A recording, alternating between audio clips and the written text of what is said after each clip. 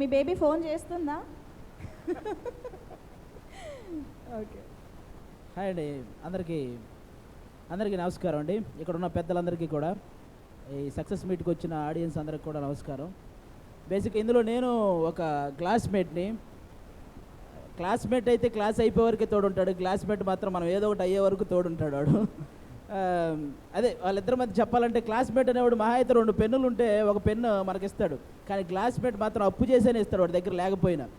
ఇంకా చెప్పాలంటే క్లాస్మేట్ ప్రతి విషయంలో మనకంటే ముందు పరిగెత్తాలని చూస్తాడు, కానీ క్లాస్మేట్లో మనకు ఆ ప్రాబ్లం ఉండదు. ఎందుకంటే ఇద్దరు తాగి పడుకోవడమే కదా, పరిగెత్తడాలు ఉండవు. కాబట్టి నేను ఇందులో క్లాస్మేట్ని. నాతో పాటు సునీల్ గారు, సాయి ధర్మతేజ్ గారు, అప్పుడు మా ముగ్గురు కాంబినేషన్లో జరిగిన సీను ఎప్పుడు గుర్తు తెచ్చుకున్నా నాకు చాలా అప్పటికప్పుడు స్పాట్లో సునీల్ గారు దాన్ని ఇంప్రవైజ్ చేశాడు, ఒక డైలాగ్. అది చాలా బాగా ఇష్టం నాకు. థియేటర్లో కూడా నేను అంటే నాకు ఒక లవర్ ఉంటే, నీ లవర్ నేను అనుకో నన్ను ఫోన్ చేయమంటారు, నేను వెంటనే నా లవర్ తాగదండి అని గ్లాస్ తీసుకుంటాను, నీకు చెప్పు ఉండదని ఆయన తీసుకుంటాడు మళ్ళీ. అది థియేటర్లో మంచి చాలా విజిల్స్ వచ్చిన డైలాగు. అది నాకు బాగా చాలా ఇష్టం. ఇంకా తేజ్ అన్నకి చాలా మంచి హిట్ ఈ చిత్రలహరి. మీ అందరికీ తెలుసు, ముగ్గురు మామయ్యల ముద్దుల మేనల్లుడు మన సాయి ధర్మతేజ్ గారు. ఎందుకన్నానంటే ఆ మాట, వాళ్ళ ముగ్గురులో ఉన్న లక్షణాలన్నీ తేజ్ గారికి ఉన్నాయి. అంటే చిరంజీవి గారి లాగా తోటి ఆర్టిస్ట్ నుంచి సెట్ బాయ్ వరకు అందరి కష్టాన్ని గుర్తించగలడు.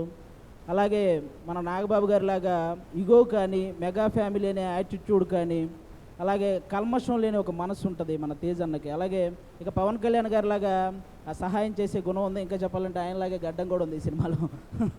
ఇంకా ఈ సినిమాల విజయంలో ముఖ్యమైన పాత్ర పోషించింది ఎవరంటే మన తిరుమల కిషోర్ గారి కథ, డైలాగ్స్.